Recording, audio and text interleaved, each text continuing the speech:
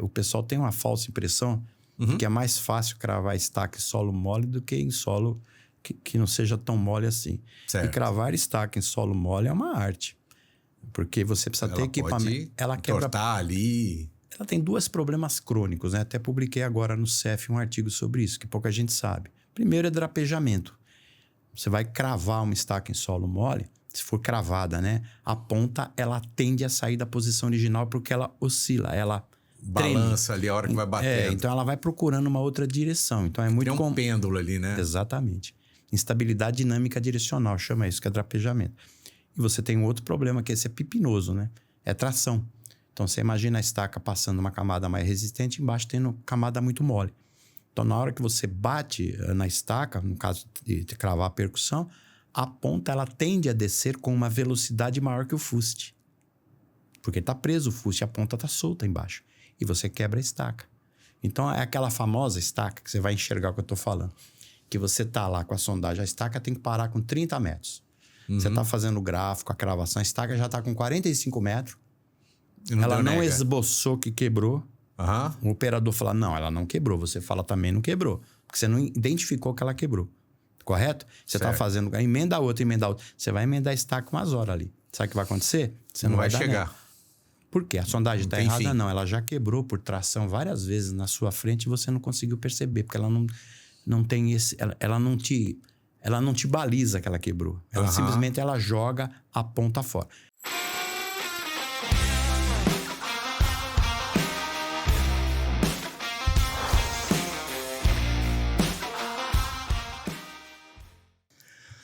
Fala pessoal, mais um ManzaCast, Lúcio Manzanetti. Nosso canal é dedicado a falar sobre engenharia, arquitetura, trazer todo mundo ligado ao setor da construção civil. Queria agradecer os patrocinadores Obratec Projetos, Smart Lajes e Protenção. Quem quiser fazer uma lajes de grandes vãos, tirar algum pilar do seu projeto, tem uma sala ali que tem um pilar que está incomodando, pode falar com a gente vai fazer uma consultoria para você e resolver um problema pontual ali. A gente pode fazer essa consultoria. E se você tiver um projeto com proteção, pode mandar para a gente também. Fazer lajes planas, todo tipo de projeto. Hoje a gente tem uma pessoa aqui muito especial, Cláudio Gonçalves da Sotef. O Cláudio, ele participou da norma, né, de projetos de fundação, de fundações cravadas, né, Cláudio? Bem-vindo. Tudo bem, Lúcio? Na verdade, a norma ela não é específica de estacas cravadas, né? A norma de fundações geral, ela abrange qualquer tipo de fundações executadas no Brasil, né? Eu participei das revisões de praticamente todas as normas desde 96, né? Vou colocar aqui na tela para a gente pegar uma cola aqui. Coloca aí, Léo. Ó. Então foi... desde 96 que eu tenho participado de todas as normas, inclusive das revisões, né? Das revisões, inclusive do ensaio de carregamento dinâmico em 2007 e fui coordenador em 2014 de uma norma específica de estacas pré-fabricadas. Né? Certo. Então, e aí? Atualmente, só um parênteses para vocês aí que são executores, projetistas, tá? Atualmente, a norma de fundações ela está em fase de revisão. Ela concluiu o texto final até dezembro de 2025 e ela está em consulta pública. Então, vocês que são projetistas e também executores, fiquem atentos aí, porque tem algumas novidades aí que podem, obviamente, e devem afetar não só os dimensionamentos e os projetos, como também a execução, tá? Então, o texto já está em consulta pública e eu acredito que para os próximos meses aí vai ser publicada uma nova revisão da 6122 atualizada. Tá? Perfeito. E autor de diversos livros aqui. Dá uma passada por esses... Na parte de engenharia de fundações, eu tenho 7 livros publicados, né? Que estão aí. Tem uma coleção, né? de estacas pré-fabricadas de concreto. E tem alguns outros livros aí que são pertinentes a controles executivos e também de estacas pré-fabricadas de concreto. Maravilha. Cláudio, conta pra gente a história da Sotef, quem é o Cláudio e como é que você chegou à Sotef, como que se deu a sua história? Bom, eu sou engenheiro civil formado em 1986. Eu era diretor e sócio proprietário de uma empresa de fundações, né? E em 2008 eu saí da sociedade, eu desfiz a minha sociedade e fui convidado para ser sócio da Sotef Engenharia, né? Sotef é uma empresa que foi fundada em 1972 por um engenheiro formado na Escola de Engenharia Mauá, chamava-se Alvorindo Ravagnani Júnior. Esse senhor, devo muito a ele, uma pessoa muito inteligente, né, e empreendedor. Ele montou a Sotef, fundou, né, em 1972. É uma empresa que de 72 para cá ela tem um único CNPJ. Um único CNPJ, ela Perfeito. nunca mudou o CNPJ, ela nunca fechou e abriu de novo. E acabou enveredando, né, para a parte de pré-fabricados de concreto, de um modo geral, galpões, vigas, pontes. E quando foi em 2008 para 2009, ele me convidou para ser sócio, porque eu tinha desfeito a sociedade de uma outra empresa, para alavancar, né, a parte de fundações aqui no Vale do Paraíba. Então, uma filial em Caçapava. Eu aceitei, vim para cá e a gente acabou desenvolvendo a parte de estacas pré-fabricadas aqui. Hoje nós fabricamos aqui estacas pré-fabricadas de concreto e também fazemos estacas do tipo hélice contínua monitorada. Em Mato Grosso, eu tenho o filho dele que ficou como sócio, porque ele faleceu na época da Covid, o Alvorindo, e o filho dele, que é meu sócio hoje, ele cuida da empresa lá em Mato Grosso. Lá, além das estacas pré-fabricadas e hélice, nós também fazemos muita ponte. Fazemos ponte protendido, muito. Aí você protendido. Faz as vigas, longarinas ali, as vigas? Faço tudo. Todas? Entrego a ponte completa. Ah, legal. Tá? Dá o rio, dá o projeto, eu entrego ela completa lá. E fazemos muito galpão também. Fazemos vigas, pilares, né? Que é pré-moldado. Na área do pré-moldado. Na área do pré-moldado. Aqui Duelas, fazemos muita duela também. Poste. Entendi. Lá fazemos pré-moldados de um modo geral, né? Aqui eu só faço... Aqui em Caçapava... Não, aqui eu só faço fundações. Estacas. Perfeito. Eu fazia poste aqui e nunca tive interesse em fazer pré-moldado aqui nessa filial, até porque você tem aqui na região algumas boas empresas de pré-fabricados. Então, sabe, o cliente tem um leque de opções aí, não vejo a necessidade de ter mais uma aqui se degladiando, tá? Perfeito. Então, a gente resolveu focar aqui naquilo que a gente faz de melhor, que são estacas pré-fabricadas e também fundações em hélice contínua. Lá em Campo Grande também eu faço tudo isso e faço estaca escavada.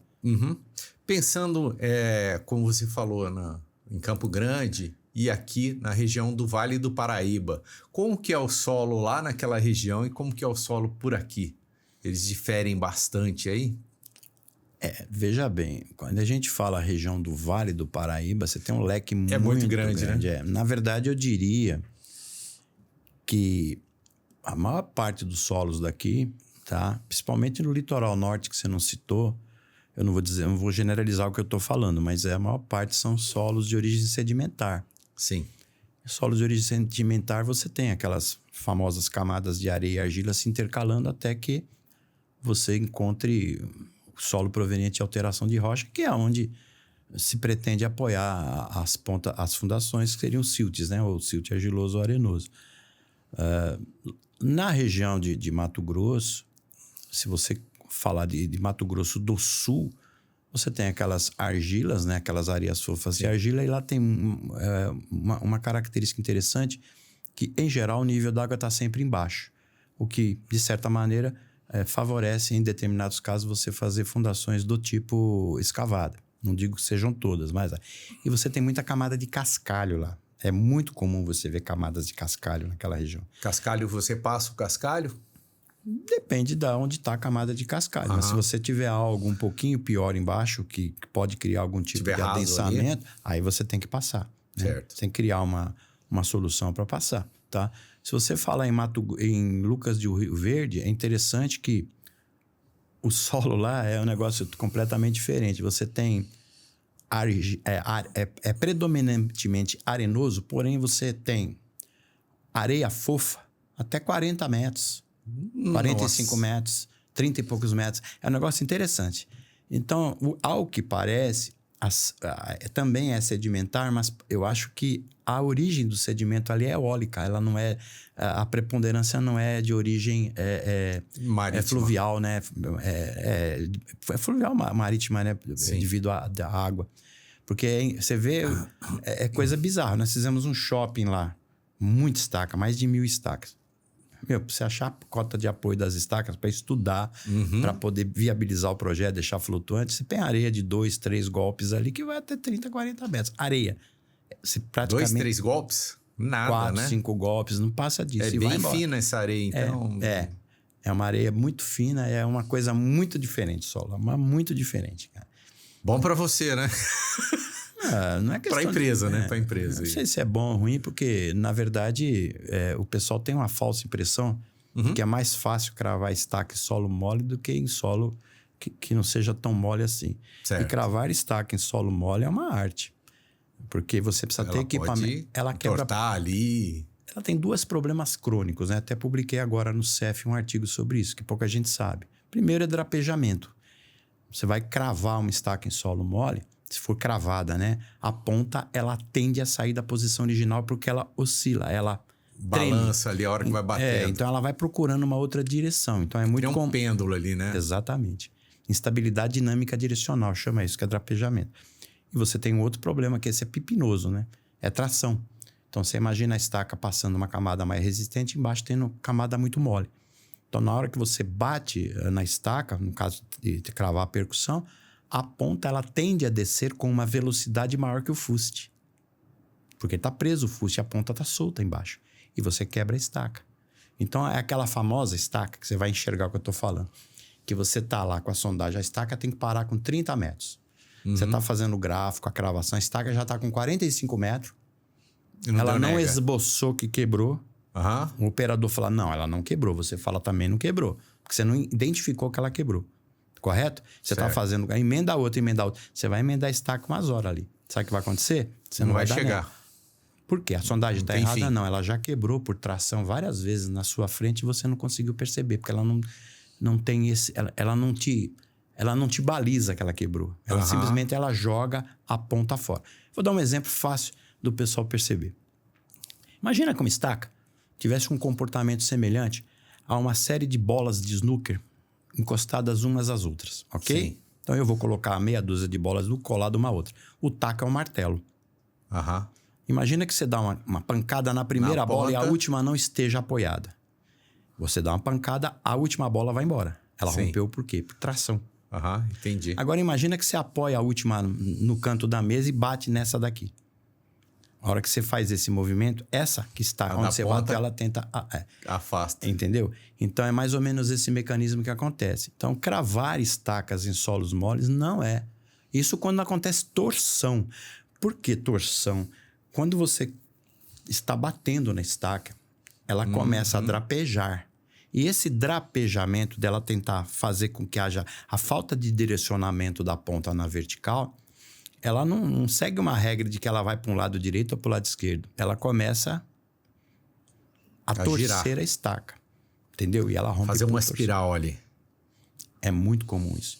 Agora, tem 30 metros ali, ela vai para um lado, depois vai... volta para o outro. Eu tenho um artigo que eu publiquei, depois eu mando para você sobre isso, inclusive com foto. Você vê a torção certinha na estaca rompendo. Eu vi no seu livro, quando eu estive lá, ele tem torção, aparece ali um rocambole, né? Isso, aparece um rocambole ali no livro. Você quer de outra maneira que você... Que assim, a primeira vez, né, que eu fiz um projeto para a Siete Construtora, ele falou, não, eu queria que você fosse lá bater um papo com o Cláudio. O Davis, né, grande cliente aí, parceiro de muitos anos. E aí eu fui lá, você me presenteou com... uma pilha de livros. Né? Você não deixou isso no de meu peso escritório, de porta, para consulta, não, né? Não é essa pergunta que eu vi. Você leu? Não, eu... passei vermelho, todo por ele. Você está vermelho e gaguejando. Não? Ué, não tô falando para você que eu vi lá o espiral? Cada livro daquele tem mais de 500 páginas. Não, e é ilustrado, é lindo o livro. É tudo verídico de obra. Todas aquelas fotos são casos reais de obra. Não tem nada de IA. IA é recente agora. Não tem nada que seja na manga do colete. É coisa que eu participo. Durante a minha vida, eu tive problema na obra, eu fui lá e fotografei e publiquei, né? E ao longo desses anos de Sotef, né?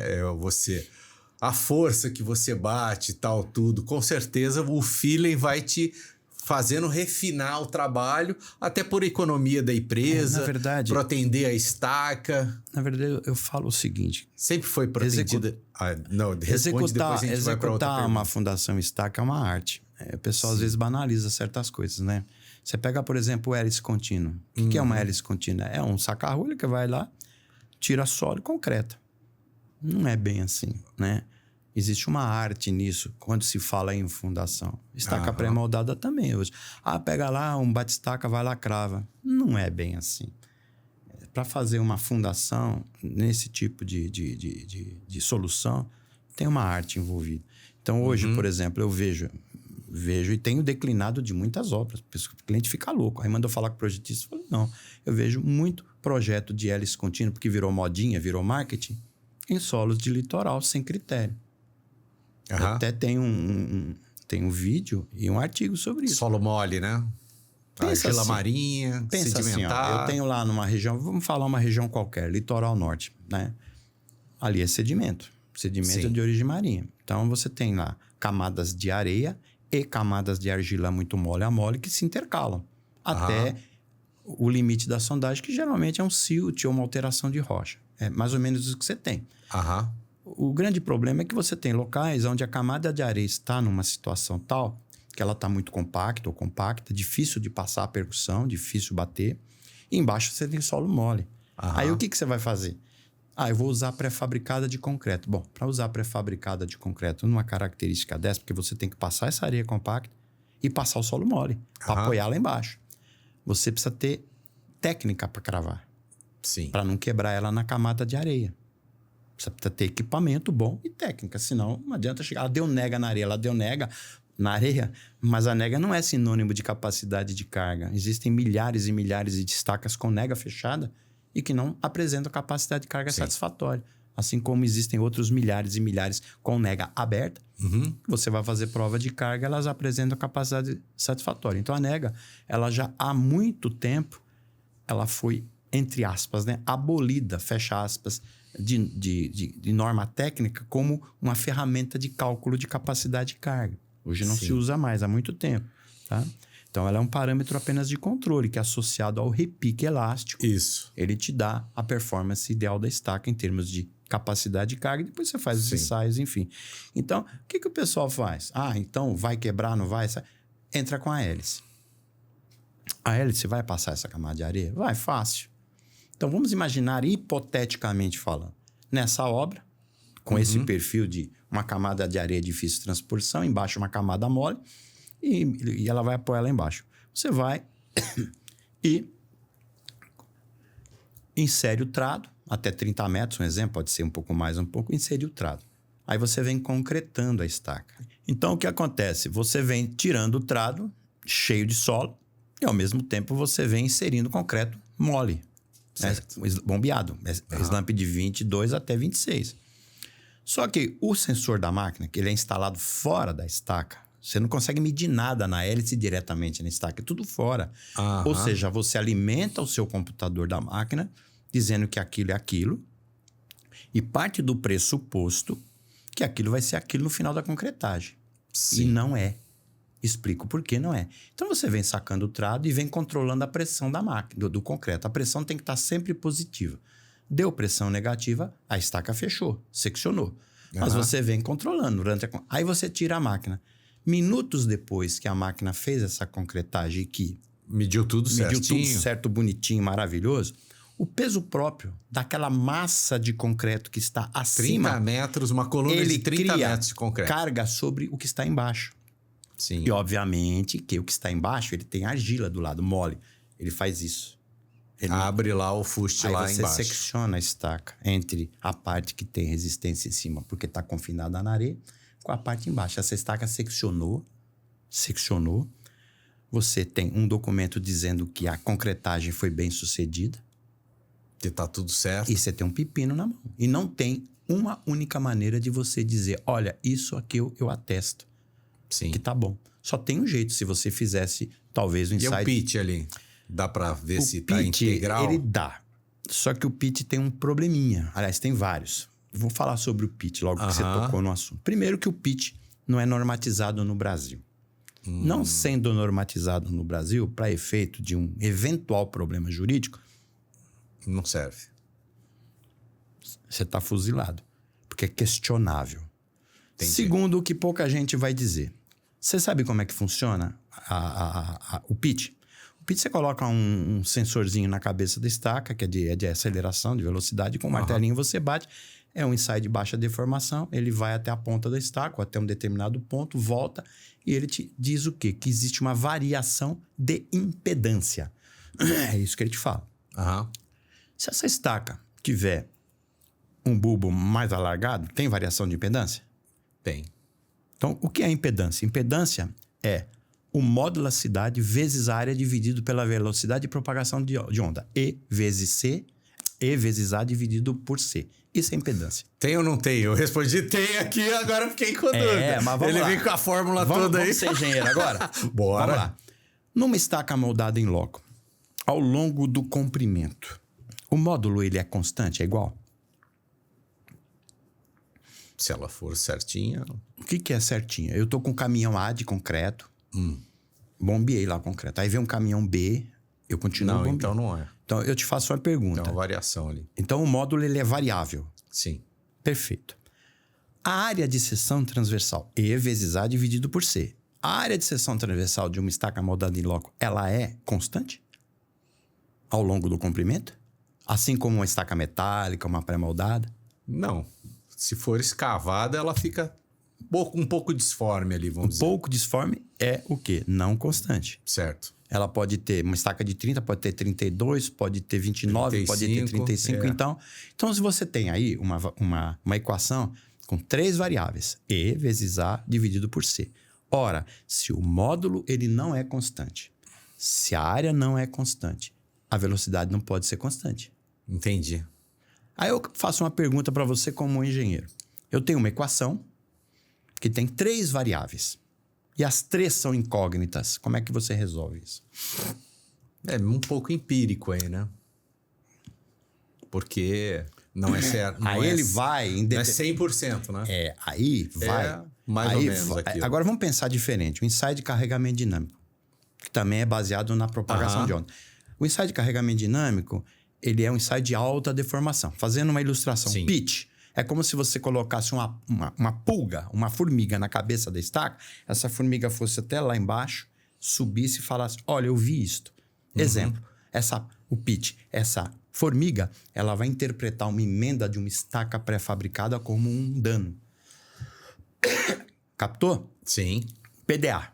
É como se você colocasse um elefante. O PDA eu já participei já. O pitch eu nunca participei, mas PDA... É como se você pusesse um elefante, esse elefante vai descer, vai subir, e ele vai enxergar aquela emenda como uma coisa natural. Então, o que acontece? Quando você faz um ensaio de carregamento dinâmico, você tem o quê? Você tem o acelerômetro do pitch e você tem também o sensor de deformação. Você tem 4 sensores posicionados diametralmente opostos. Então, as variáveis aí são menores. Né? São menores. Então, o pitch, ele tem esses inconvenientes. Ele não é normatizado no Brasil e ele tem esse problema. Então, é um ensaio que depende muito da experiência, do feeling de quem opera. Existem boas empresas no Brasil que fazem pitches confiáveis? Existem. Mas eu contaria no dedo de uma mão. As que eu indicaria. Agora, quantos pitches tem no Brasil? Muito. Tem muito. O muito? pessoal solta cada coisa que eu falo, Jesus. Imagino. Eu recebi, só por curiosidade para vocês, eu fiz uma obra no Rio de Janeiro e o cliente pegou e me bloqueou o pagamento porque foi fazer pitch e o pitch identificou que tinha um dano numa estaca. Uma ou não mais estacas que eu tinha feito, hélice.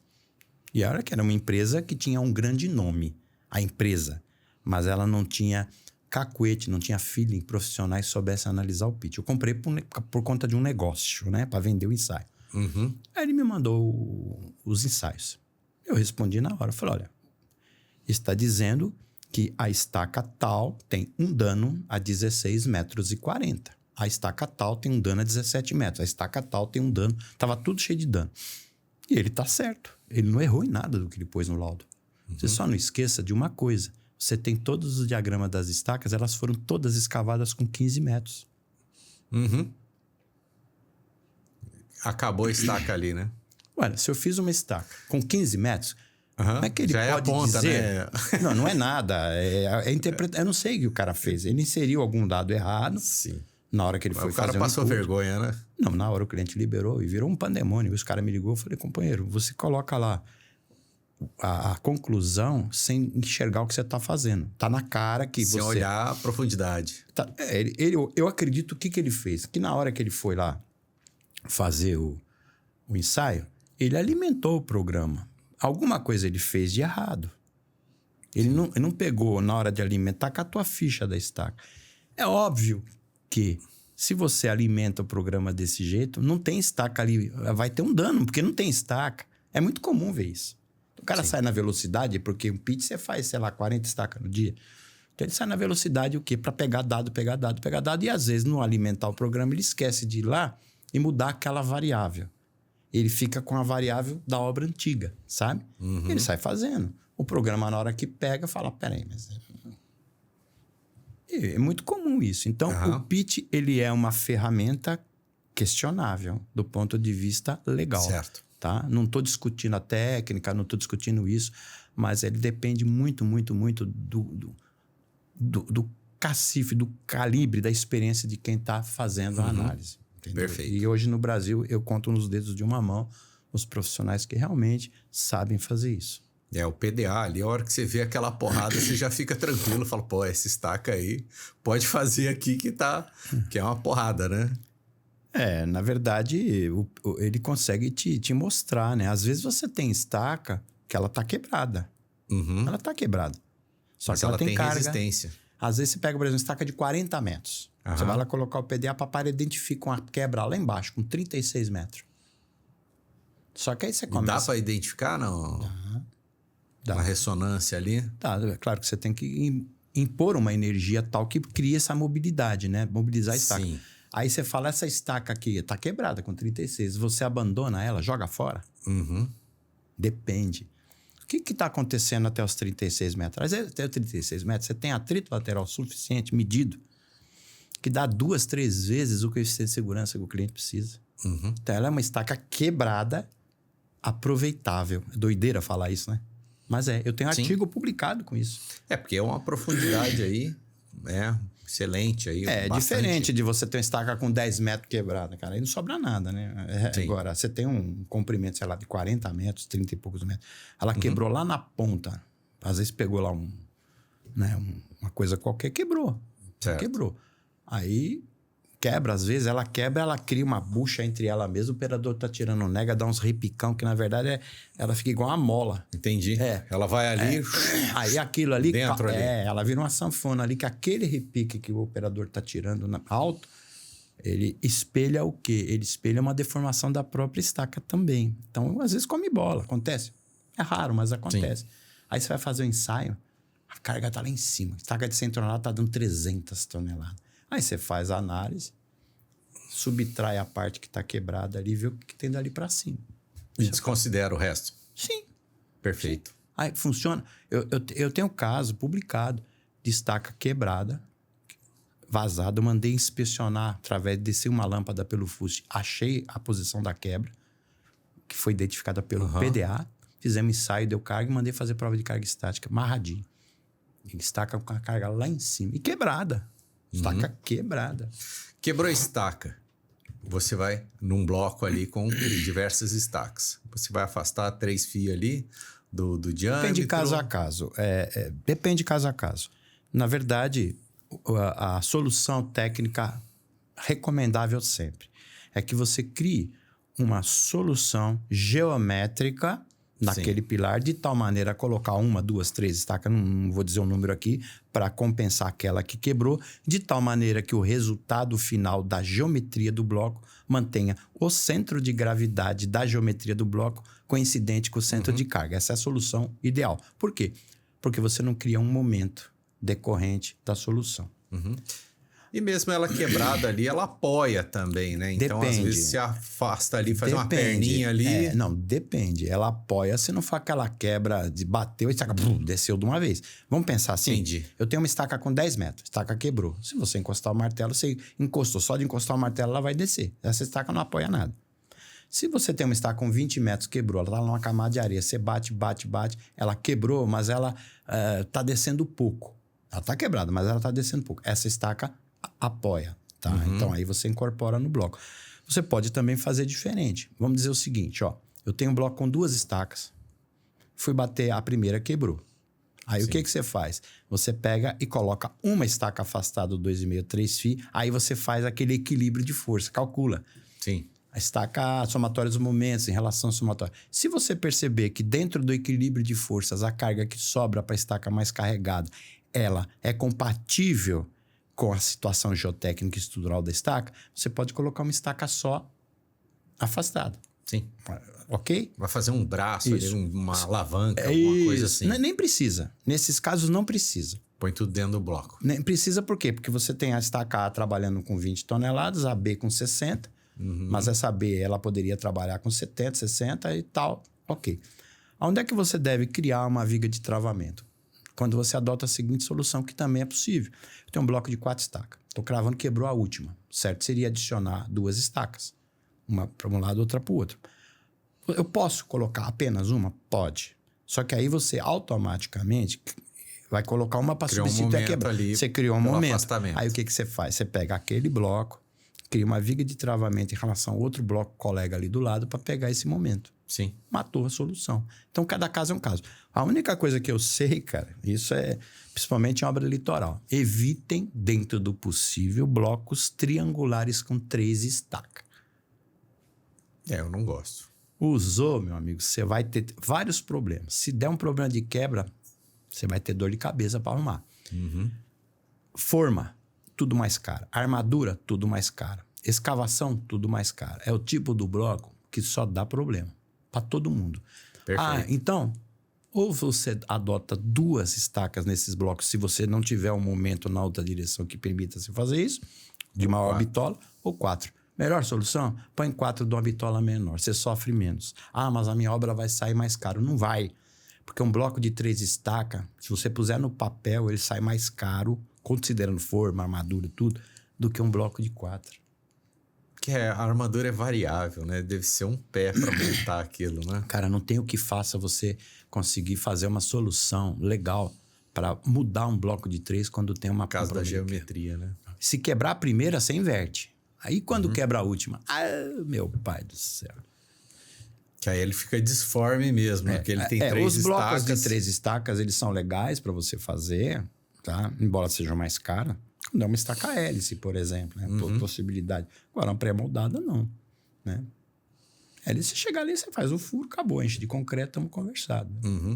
E no litoral? Eu tinha feito uma pergunta antes ali, você começou uma resposta, eu falei, depois eu volto nessa. Você começou com estacas sem serem protendidas ou sempre trabalhou com proteção nas estacas cravadas? Na verdade, eu já trabalhei com tudo, mas a proteção, eu já venho desde 2000, desde que ano? De 80 e... deixa eu pensar aqui que eu vou te falar com calma.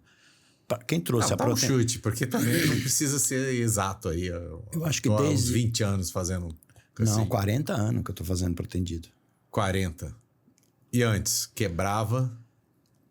Como é que eu vou te explicar?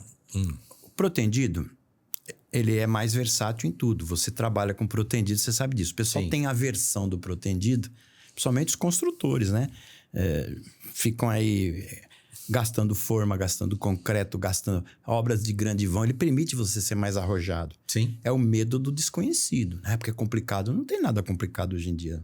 Então você tem... Hoje as suas estacas são de 10 metros. Antes elas deveriam ser menores, porque não tinha proteção. Eu fabriquei muito estaca até 14 metros, uma peça só. Só que a gente chegou no decorrer dos anos a algumas conclusões.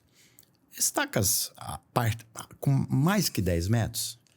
Você tem problema de transporte, você tem problema de levantamento em obra de estocagem. É muito complicado, porque é muito esbelto.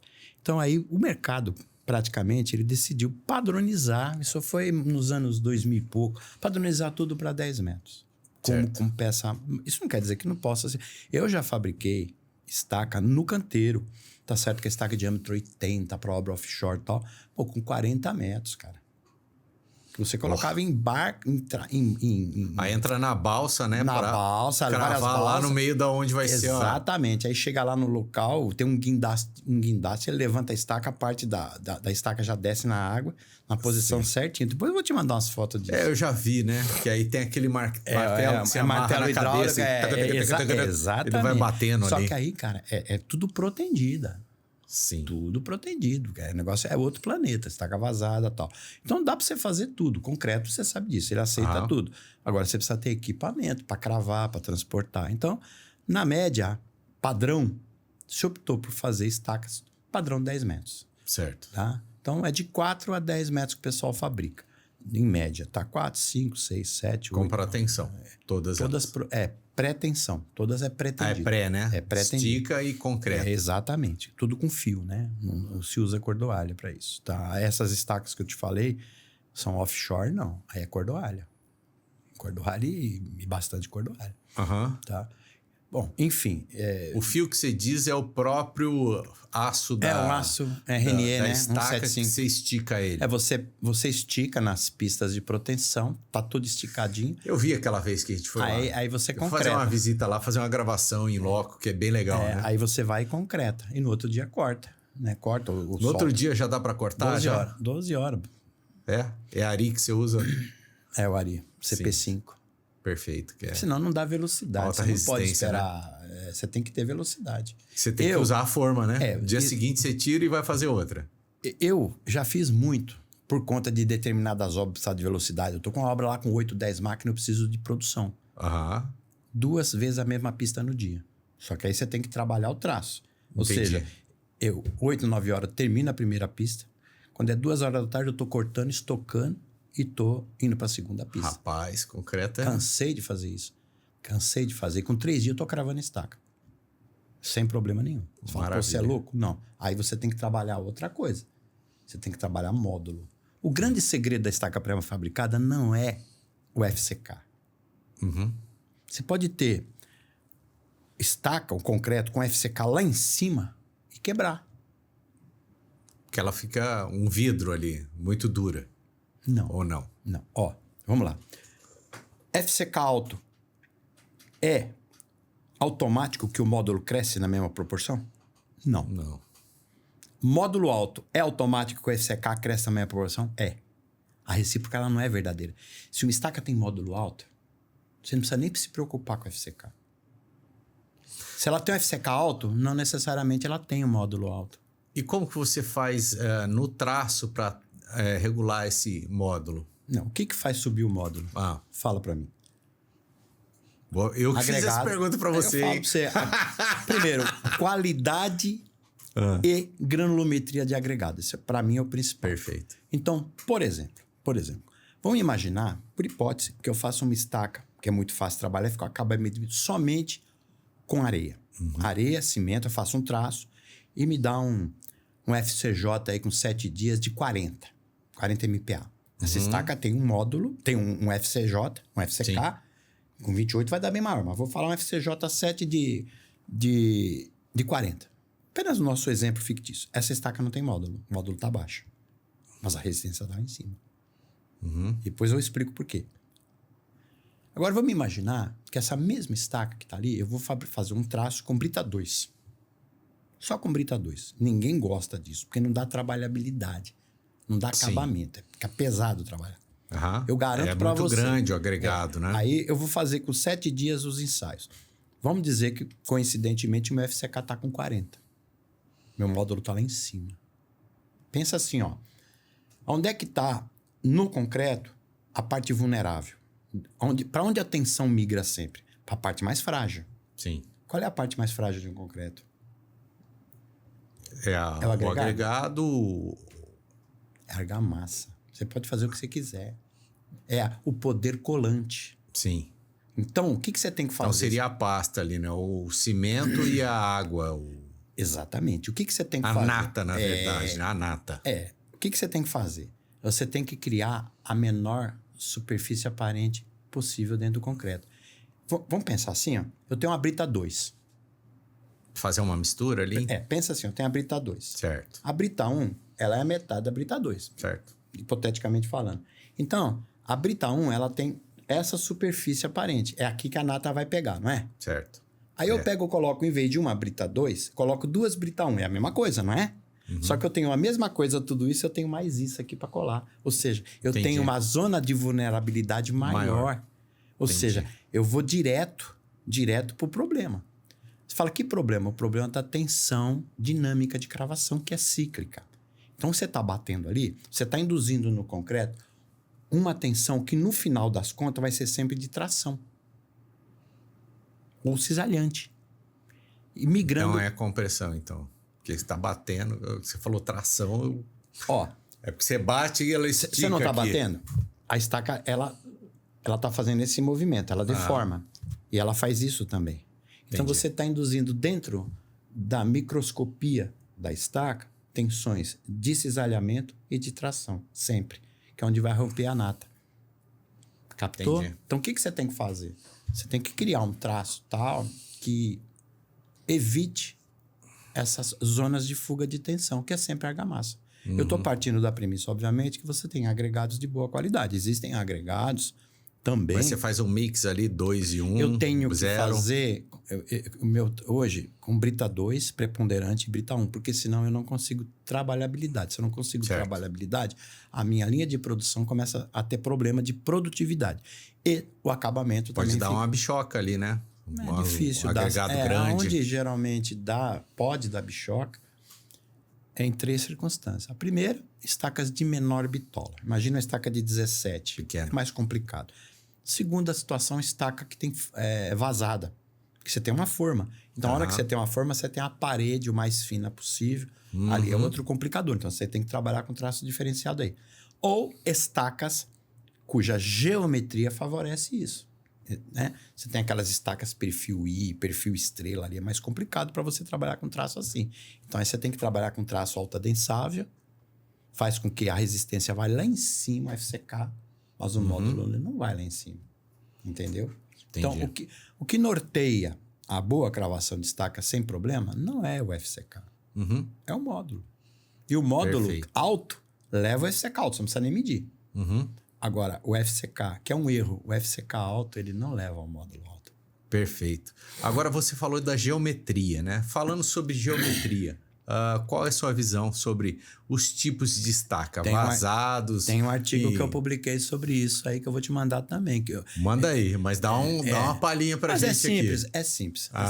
Isso depende de onde você vai cravar, tá? Perfeito. Mas numa média, falando de uma média, eu diria assim, se você for pegar um solo que tem camada de areia para passar e tal, ou seja, de mais resistência, você tem que evitar qualquer estaca que tenha canto vivo. Por quê? Porque num determinado momento da cravação, quer você queira, quer não, a estaca ela tende a parar. Porque ela pega maior resistência. Quando ela tende a parar, você tem que incorporar mais energia para ela atravessar aquela camada, correto? Eu não estou nem falando de uma estaca cravada em solo mole. Certo. Quando você tende a colocar mais energia para que essa estaca atravesse aquela camada, aparece uma outra variável na cravação.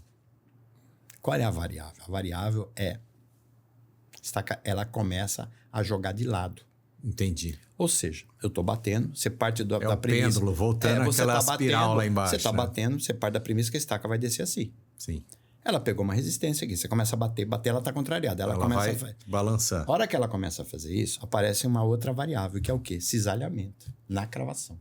Sim. Como é que você percebe isso fácil? É simples. Quando ela começar a pegar a camada mais resistente, você vai lá e cola um papelzinho e tira o repique. O repique sai. Depois você vai ver aí. Não, vou mostrar aqui. Ele sai todo redondinho, assim, ó. Isso quer dizer o seguinte, a estaca está contrariada, eu não quero descer, mas ela tem que descer. Bem, apareceu cisalhamento, meu amigo, na cravação, você tem uma bucha para resolver. Aonde é, agora eu vou falar para você como projetista, onde é que começa sempre a aparecer fissura em edificação? Fala para mim. Toda edificação tem. Não era em canto de porta e janela? Sim. Exatamente. Por quê? Vou perguntar, essa porta e Porque, janela... ó, provavelmente, né, a gente tem os apoios nas quinas ali, ali tem uma área de Ali é uma menor... zona de acúmulo de tensão tangencial. Isso. Aí eu vou fazer uma pergunta pra você. Você fez uma janela lá redonda. Aparece fissura? Não Fala sei, não que você acerta. Rapaz. Fala não que você Então acerta. não. Eu tenho uma porta. Eu vou fazer a porta com arco em cima. Ela não vai ser aquela porta que tá ali, ó. Que ela Esquadro. distribui a tensão? É porque não tem acúmulo de tensão tangencial. Aham. Pode procurar. Não tem. Então, o que acontece? Quando você começa a ter canto vivo, principalmente esses cantos mais agudos, vamos pensar assim, por absurdo, uma estaca triangular. Perfeito. Ali você tem um ponto de acúmulo de tensão tangencial violento. Né? Depois vamos migrar para uma quadrada. Você tem um ponto de acúmulo de tensão tangencial também. Estaca circular não tem. Então, nessa condição em específico, tá? Isso não estou generalizando o que eu estou falando. A estaca mais favorável para evitar tensão tangencial durante a cravação é a circular. Depois vai para octogonal, depois vai para hexagonal. Por último, lá na ponta, a triangular. Essa você vai cravar, você vai ter dor de cabeça. Ela começa a descascar na região do anel, ela começa a soltar lasca de lado. Aqui, ó. Coloca lá no quadro, que eu achei aqui um quadro não, na tela. Um ilustrador? Não, falando exatamente o que você falou, né? A influência da geometria das Você estacas. tá vendo o que tá acontecendo aqui, ó? Ó. O cara vai lá, levanta o martelo, precisa cravar. Ela tá com a nega fechada, ele começa a levantar o martelo, ó. A nega começa a Ali abrir. quer dizer que ela tá Aí ela, oscilando, ou seja, né? a estaca tá falando pra você, não quero descer. Ela começa a jogar de lado. Ela tem uma componente que tá deslocando para baixo, mas ela tá jogando de lado. Essa estaca é uma fortíssima candidata a quebrar aonde? Perto dos anéis ali. Que é onde é a zona de acúmulo de tensão. Se você botar... As emendas, né? Os anéis ali, a emenda que você tá dizendo? Porque na região da cabeça da estaca a proteção é zero, né? Era zero ali. Sim. E ali você tem emenda. E você tem, além da emenda, toda emenda tem uma taxa de acúmulo de armadura muito grande por causa das cabeleiras. Sim. Proteção nula. Taxa de acúmulo de armadura alta. Cabeleira que prende o anel. É, acúmulo de tensão. E ela começa a descascar ali. Ó, aí, tá vendo aí? Tô vendo. Esse é clássico. Você quer saber se você vai ter abacaxi na obra? É isso aí. Apareceu isso, você pode ter certeza que você tem que adotar alguma alternativa para poder sair fora disso. Senão você vai quebrar a estaca. Deixa eu ver se tem para frente aí algum tipo de... Ó, o que eu acabei de falar para você? Na cabeça aqui, né? Olha lá. Você tá vendo aí, ó? Tudo com canto vivo, ó. Aqui, ó. Isso aí... Essa é em cruz, né? É uma cruz, as Aqui outras é são triangular. em cruz. Não, triangular essa aí. Essa aqui de baixo é triangular, ó. Aquela de cima lá é triangular. As outras são quadradas. Ah, mas essas estacas são ruins? Não, elas não são ruins. Mas elas não são estaca que é pau pra toda a obra, entendeu? Tem os locais E ali. aí qual é recomendada? A vazada? Não tem recomendação. Aí você tem que estudar casa a Uma casa. massa Você tem que maior. ver massa maior. Uma estaca mais robusta. Não, massa de martelo maior. Quanto maior a massa, menor o problema. Bagunçou, né? Então, a massa de martelo, um martelo mais... Volta. Opa! Volta. Aí, ó. O que nós estávamos A janela aqui, né? Hã? Das fissuras. É. Perfeito. Tá? Então, é assim. Depende de cada caso. Quando você aumenta bastante a massa do martelo em relação... Ah, mas a norma está dizendo... Aquela relação de norma é a condição de mínimo, que é 0,75 da massa do martelo equivalente... 0,75 da massa da estaca no conjunto equivalente ao peso do martelo. Tá lá, mas é uma condição de mínimo. Certo. Entenda isso, tá? Você não pode adotar isso como aquilo que é universal que vai resolver tudo. Quando você aumenta a massa de martelo, você diminui a tendência ao dano. Sabe por quê? Pensa assim, ó. Eu tenho uma transferência de energia, que é o que crava a estaca, correto? A massa é maior, mas a altura da queda ali... Mas vamos explicar fisicamente isso, que é meio confuso isso. Pessoal, pô, peraí, você está dizendo para mim que você aumenta o martelo e causa menos dano? Sim. Deixa eu ver aqui, peraí. Aí, ó. Mas por que isso? Pelo seguinte, eu tenho o martelo, O martelo, ele na verdade, ele serve para haver O uma... martelo tá aqui, ó. para haver uma transferência de energia. Nós estamos falando de transferência de energia, que é o que crava a estaca no solo, correto? Então, quando eu tenho uma massa de martelo parada lá em cima, eu tenho o quê? Potencialmente falando, energia potencial, MGH. A cinética é zero, porque não tem velocidade, ele está parado.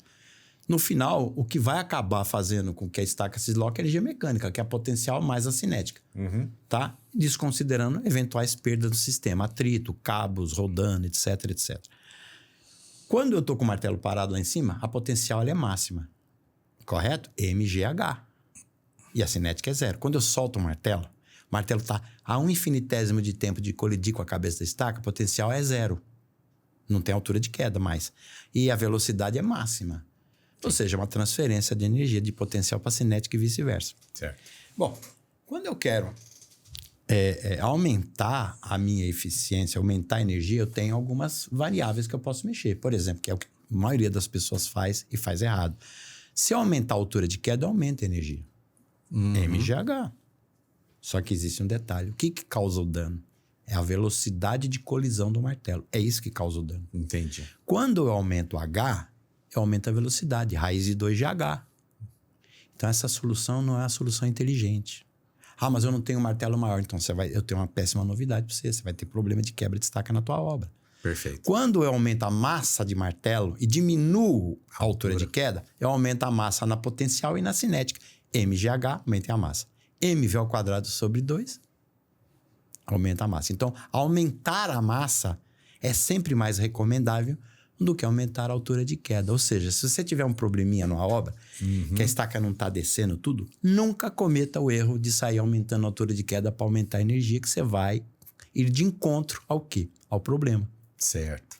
Vamos passar essas apresentações aqui, que tem bastante... Esse é o martelo hidráulico, né? Que é o que tem de mais moderno hoje. Esse é muito bom, por sinal, né? Ele dá quantos golpes aqui? Ele vai... ele vai batendo devagarzinho, na verdade, né? um martelo... Não é que ele bate devagarinho.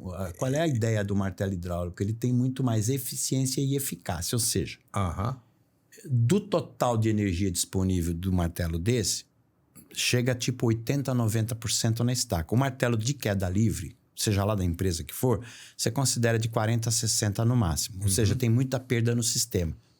Certo. Atrito, cabo, rodana, torre, enfim. O martelo desse ele é muito mais eficiente, tem menos perda. Um martelo de queda livre, o operador precisa ser muito bom. Se for um martelo pesado, de 5, 6 toneladas, precisa ser muito bom. É de 20, no máximo 25 batidas por minuto. Na mão, e né? Também o hidráulico ali, ele vai... A movimentação do solo ali... 100 batidas por minuto e ele consegue trabalhar na alta frequência, ou seja, virar uma metralhadora, né? Mas é 100 batidas por minuto. E aí dá muito menos problema na vizinhança ali, ou não? Depende. É assim. Ele dá menos problema porque tem a opção de trabalhar na vibração. Agora, se você tiver casas que realmente... já caíram e não estão sabendo que caíram, você pode fazer o que você... A maioria, né? Depende da casa. É muito comum. O que o pessoal faz? O pessoal vai ali, eu quero fazer um prédio. Compra 2, 3 casas ali. Certo. Derruba as casas e tal. E do lado daquelas casas que estão ali, já existem casas... outras casas. Que o proprietário colocou uma fundação direta que está ali, etc. Ou seja, o coeficiente de segurança daquela fundação, ele é 1:1, quando muito. Se não é 1:0,9, porque está cheio de fissura. É óbvio que você vai fazer qualquer tipo de fundação aí, você faz com que haja o risco de algum dano. Nesses casos em específico. Agora, óbvio que o martelo que tem essa opção de você trabalhar em alta frequência, ele favorece isso, tá? Ele não vai resolver 100% favorece. Agora, existe um erro que todo mundo acha que é o seguinte, mas ele faz menos barulho. Não. Não, faz bastante barulho. Um bate-estaca desses que crava pré-moldada, ele trabalha com nível de ruído entre 80 e 95 decibéis. 90 decibéis, um pouco mais. Esse negócio de não, mas tem a lei tal que tem que trabalhar com 40. Esquece, cara. Não existe, né? Cara, não vai dar certo isso, né? Existem também os martelos Denorex. Esses martelos aí, o pessoal diz que é hidráulico. Na verdade, eles não são hidráulicos. Esse aqui? Esses martelos, eles são martelos... vamos dizer assim, que a concepção dele de funcionamento é hidráulica, mas o resultado final ele é mecânico. Explico. Volta Opa, esse aqui. Esse martelo é hidráulico. Ele sobe, ele desce acelerado, se for o caso. Ou seja, não, existem situações em que a eficiência desse martelo pode ser maior do que 100%. Você vai falar, pô, Cláudio, mas como pode ser isso? É porque é o seguinte, é que, na verdade, esse tipo de martelos, você tem aí uma situação de que ele não desce com G. Então, aquela fórmula de MGH, ela fica alterada para M, alguma coisa vezes G vezes H, porque ele desce acelerado. Então, quando você for medir a eficiência no final, pode dar acima de 100%, porque ele desce acelerado. Aí você tem os martelos queda livre, que você já mostrou, que é o nosso tupiniquim movido a feijão com arroz, né, e óleo diesel.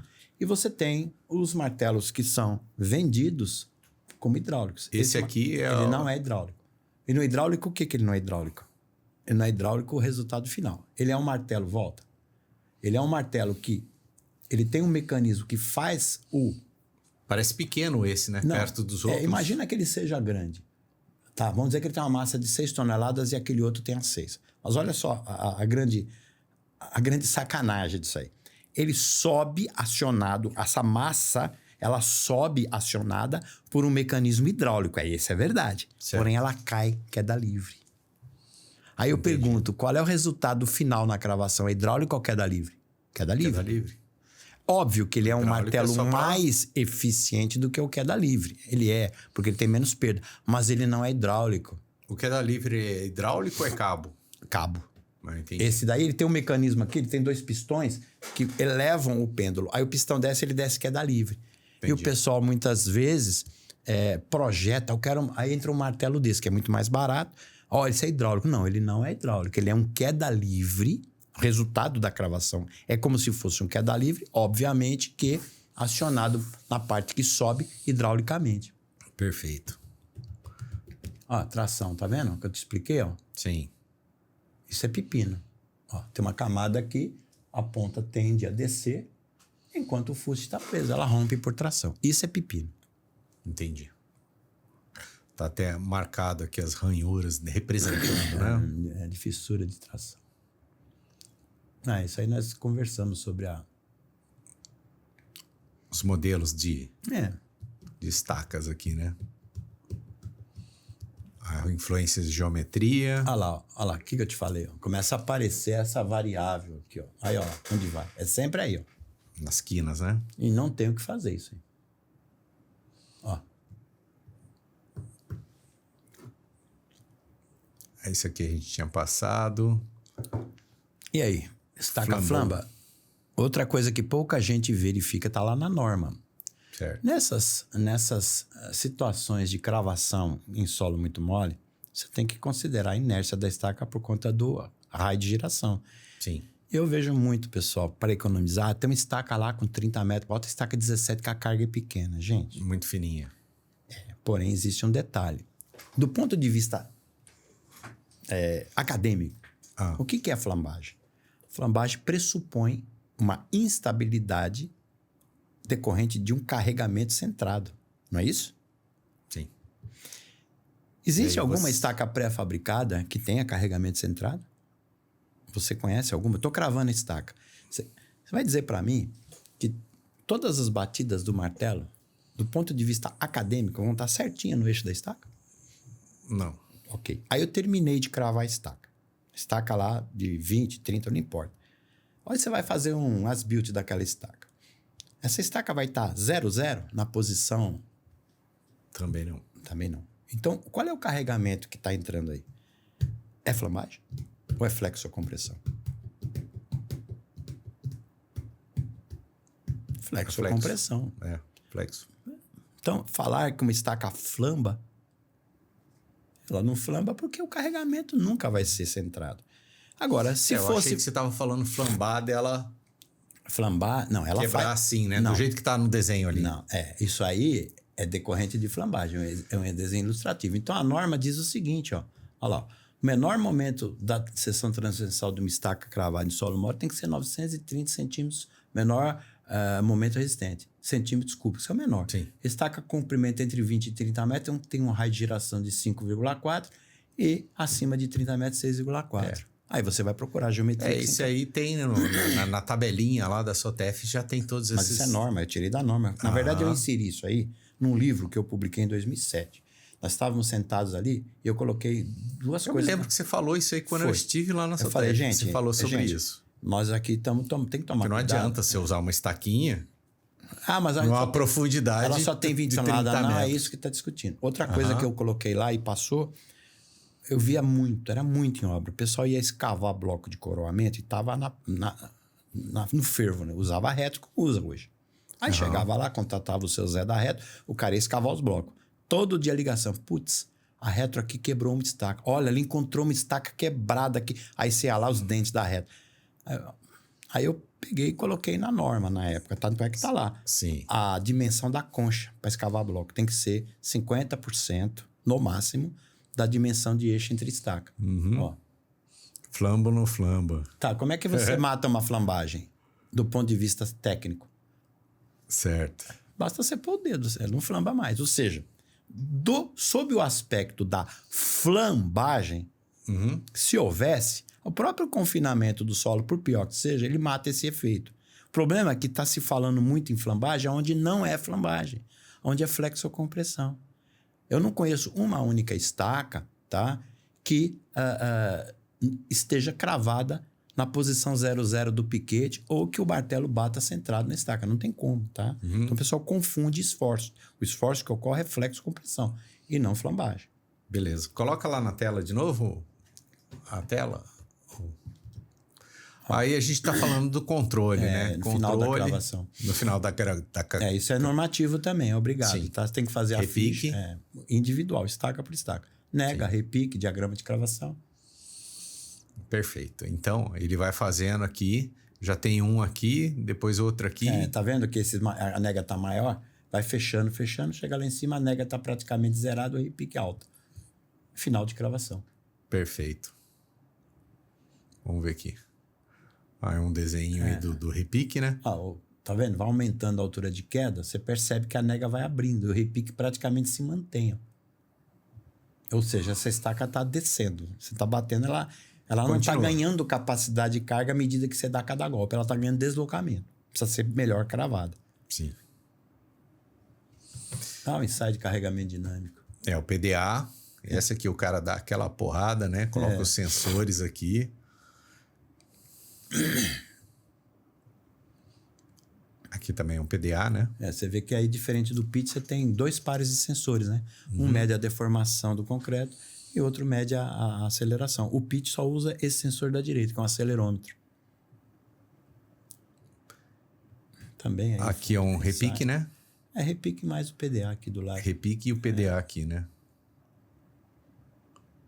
Aí tem um sinal clássico de ensaio de carregamento dinâmico. Né? Isso aqui é a telinha, né? Da leitura dos sensores, né? Do repique. Esse pontilhado é a velocidade e esse de cima verde é a força.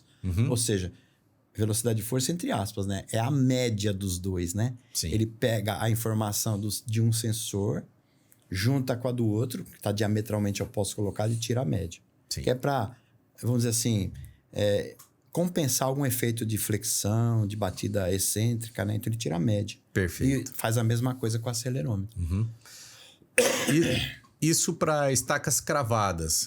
A hélice também você tem que levar o equipamento para fazer a queda. O problema das né? estacas moldadas em loco é que você precisa criar dentro da obra ou levar algum equipamento que faça com que para fazer possa ensaio provocar lá, né? o impacto de tal maneira a eu poder fazer o ensaio. Para fazer um martelo lá para poder medir. Pode ser. Né? Hoje tem uma versão muito grande de equipamentos, o pessoal faz isso, né? Mas precisa levar. Perfeito. Isso é uma prova de carga estática. Aí deixa eu falar uma coisa sobre a estática. Principalmente o pessoal que faz projeto aí. Vamos lá. Isso é um macaco hidráulico, né? Você tem lá uma reação, até a estaca faz um bloquinho, você macaqueia a estaca para baixo contra uma reação para cima até uma carga que corresponda a 2 vezes a carga de projeto. E ali você vê do lado os deflectrômetros, tá vendo? Com medida da deformação. São esses... Então você vai lá e carrega lá, por exemplo, 100 kN, 10 toneladas. Carregou, não carregou? Nosso gráfico aqui. espera 1 minuto e verifica a deformação. Depois você incrementa mais um carregamento de 10 toneladas, vai para 20, e assim vai. Vai indo. E vai indo. Aí quando chegar em 30 toneladas, olha o que acontece, ó. Você carregou, esperou, aí a estaca desceu um pouquinho lá, tá vendo lá? Ó? Sim, tem um dentinho aqui. Por quê? Porque você cravou um pouquinho a estaca. Aí você, o que você faz? Espera um tempo e solta. Aí carrega para 40, ó. Desceu outro pouquinho, tá vendo? Tô vendo. Aí descarrega e volta, vai para 50, e assim vai, ó. Até que você chegue em 70 lá, que é 2 vezes a carga desse projeto. Quando chegou em 70, você fez a mesma coisa. Só que ela desceu um pouquinho mais. Aí, o que ela fez? Ela voltou lá, ó. Tá vendo lá, ó? O total ela que... volta aqui. Perfeitamente. Nessa linha de baixo. Eu te faço uma pergunta. Nesse ensaio, até 70 toneladas que foi carregado, essa estaca, quanto que ela desceu, que não voltou mais? Qual foi a cravação? Olha lá, 20 milímetros. Tá vendo lá, ó? Na onde? Aqui? É 20 no início aqui? Não, é 20? Não, isso é o horário, né? Ela desceu 1,05 milímetros. Ah, não é nada. Ok. Ela não é nada, mas é assim que se lê. Agora eu vou fazer uma pergunta. Qual é a carga final dessa estaca? Ou seja, até que carga você poderia usar essa estaca no projeto? Cuidado com a resposta. Que a resposta com certeza não é o que você está pensando. E pouca gente vai na norma e lê. Eu estou vendo muita obra aí, pessoal mandando reforçar, mandando trocar bitola. E a solução está na mão do projetista e ele manda fazer à luz de ensaios assim. Ó, essa carga de 70 foi a carga de ensaio, correto? Correto. Ela corresponde à carga de ruptura geotécnica. Ou seja, aonde o deslocamento foi ad infinitum sem acréscimo de carga? Não. Por quê? Porque você soltou, ela voltou lá para 1 milímetro. Certo. Isso quer dizer o seguinte, que se você seguisse o ensaio, não é necessário porque essa estaca, ela já está 2 vezes a carga de projeto, ok? Perfeito. Mas se você fosse seguir até descobrir qual seria a carga máxima que você poderia adotar essa estaca, ela com certeza viria para cá. Não é o 70, tem mais carga essa estaca. Até que vai chegar uma hora que ela vai descer, ela não volta lá. Por quê? Porque você... Aí ela desceu mesmo. Desceu. Aí é ruptura geotécnica. E como é que você determina qual é a carga máxima que você pode adotar naquelas estacas para otimizar o seu projeto a favor do cliente? Quando? Você extrapola o resto da curva. Está lá na norma. Ou seja, você tem que pegar... Tem várias maneiras de extrapolar isso. Van der Wien, enfim... Você pega essa curva, extrapola para achar qual a carga de ruptura. Então, o coeficiente de segurança... Tem um ábaco, seria isso? Tem uma formulação, tem vários métodos. Eu não sei se eu coloquei aí na frente. Passa na frente só para ver. Deixa eu ver. Não sei se eu coloquei. Não, aqui acabou. Então, depois eu te mando. Ó, o que acontece? Essa daí é a carga que você foi lá e aferiu. Só que isso aí está muito longe. Nesse caso, está muito longe de você estar otimizando o seu projeto. Você simplesmente falou, deu certo. Tá, deu certo, mas... E se eu quiser, aqui, a partir desse ensaio, otimizar o projeto para o cliente ser favorecido? Sim. Diminuir o número de estaca, aumentar a carga por estaca. Você precisa extrapolar. E o pessoal não faz isso. O pessoal vai lá, mede e tá tudo bom. Como tá tudo bom? A estaca tá pedindo que ela pode trabalhar com muito mais carga e você está subavaliando o teu projeto. Ou seja, você está descobrindo até aqui o óbvio. Que aquilo que você fez no projeto tá ok. Mas tá ok é muito a favor da segurança, entende? E a norma, ela fala isso. Que você extrapola o resto da curva. E o pessoal para aí. Então, ó, uma dica que eu dou para os projetistas e para os construtores, tá? Quando vocês forem fazer esse tipo de ensaio, que é normativo, é obrigado a fazer, peça para o projetista otimizar tudo isso de tal maneira a que o seu projeto seja o mais otimizado possível. É certeza absoluta que em grande parte das obras vocês vão economizar muitos milhares de reais, tá? Com um procedimento muito simples. E que muitos projetistas, eles terminam aqui. Ou seja, você está medindo o óbvio. Até aí tudo bem, tá? E o que eu faço com isso? Eu posso otimizar? Aquela estaca eu posso pôr mais carga? Aí você tem que dar um passo à frente, que é extrapolar o restante da curva. Perfeito. O dia que você tiver um tempinho qualquer, marca, vai lá com uma visita, a gente faz algumas lá. Eu tenho muita prova de carga, eu sento com você e faço várias delas lá com você. Vamos fazer. Quem sabe a gente não grava isso, né? E faz um gravar. material aí Pode gravar. Mandar pro pessoal. Ou se a gente conseguir fazer aqui no estúdio mesmo, a gente consegue passar isso pro pessoal. Posso vir aqui no meu... É que eu não tô com o programa aqui. Eu posso trazer e falar, vê só. Você vai... Esses pontinhos todos aqui, ó. Você plota, tem uma... Ele vai fazer o seguinte, ele vai mostrar para você o que tem além da curva. Perfeito. Bom, hoje a gente esteve aqui com o Cláudio Gonçalves da Sotef, fantástico, uma aula sobre fundações, vários assuntos, né, Cláudio? Obrigado pela sua presença. E dá a última dica pro pessoal aí, hein? Que dica que você... Depois de tantas, né? Qual tipo de fundação? Não, acho que fica muito difícil. Olha, isso. Eu vou dar uma dica que eu tenho falado, essa dica, que não tem muito a ver com fundação, não, tá? Na verdade, é no contexto geral. Eu tenho falado em vários cursos e palestras que eu dei. E eu vejo hoje que é um crime isso. Eu fico com dó de ver. Que é justamente o que faz com que haja vamos dizer assim, a otimização de uma determinada obra no que diz respeito à estrutura e fundação. Certo. O que eu vou falar é o óbvio, mas não acontece assim. O pessoal não otimiza preliminarmente, não senta, não discute a otimização entre arquitetura e estrutura. Certo. Então, geralmente você é projetista de estrutura, você sabe muito bem o que eu estou falando. O pessoal lança o empreendimento, vem o arquiteto, solta para você e você fica ali tentando fazer o seu melhor em termos de estrutura para encaixar naquela arquitetura. Não existe uma prévia de otimizar isso.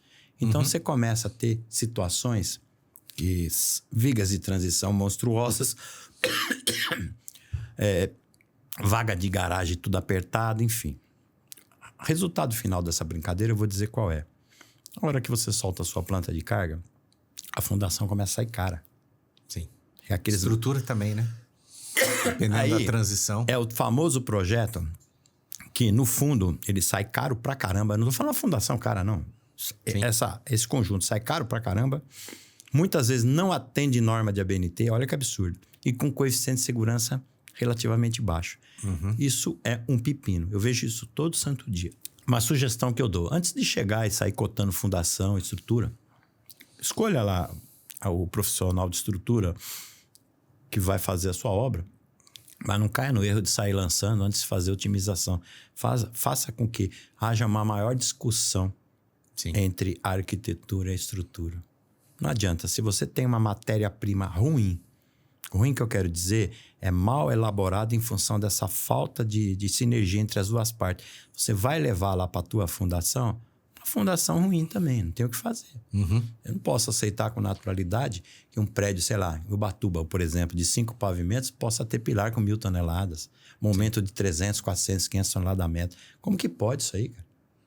Só que isso... Não fecha a conta, né? Não, mas sai caro. Mas sai caro por quê? Porque o profissional que está fazendo aquele projeto é ruim? Não. É porque ele recebeu uma matéria-prima que já vem com vício. Isso é comum acontecer? É comum acontecer.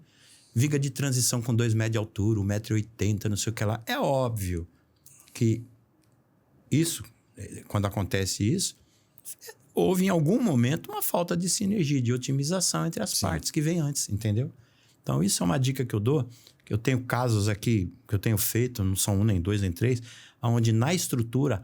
Só no primeiro pavimento com transição, economia de mais de 1 milhão. Mais de 1 milhão.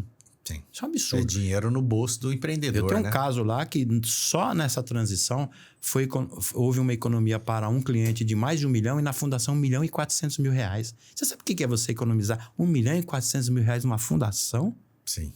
Não é pouco dinheiro. Nós estamos falando em 2,5 milhões sem sair do solo ainda, ou seja, na primeira laje. Isso muda a viabilidade de um empreendimento, Muda tudo. Muda tudo. Isso se resolve como? De uma forma muito simples. Antes de chegar nesse estágio, tem que haver esse comprometimento entre as partes. Tem que discutir para ver o que é melhor. Muda isso, acerta um pilar para cá. Outra coisa que eu não vejo o pessoal usar, principalmente o litoral norte, estou falando isso para você que eu já disse, proteção. Sim. Gente, hoje esse é um recurso que não é como antigamente. Hoje existem empresas muito boas, não só aqui como em São Paulo, que não só calculam muito bem isso, como também executam. Isso muda muito. Tipo, vocês querem obras mais arrojadas, com maiores vãos, lajes mais menos espessas, maior velocidade, vocês vão ter que recorrer à proteção. Com certeza. E o pessoal ainda mais no litoral, que o concreto custa R$850 metro cúbico. Então, se você muda uma viga de 80 para... O concreto lá não custa isso. Existe um outro erro, é só procurar na norma. Eu tô vendo muita gente, não é pouco, soltando projeto. Isso não é hoje, não. Eu até tenho um artigo que depois eu vou te mandar que eu publiquei sobre isso. No litoral norte, no litoral sul, toda obra de litoral, sem exceção, o grau de agressividade normativa é 3. Sim. Não tem como não ser. Correto? Então, por exemplo, qual é o concreto de hélice contínua para isso? FCK 40, não é 30, é 40.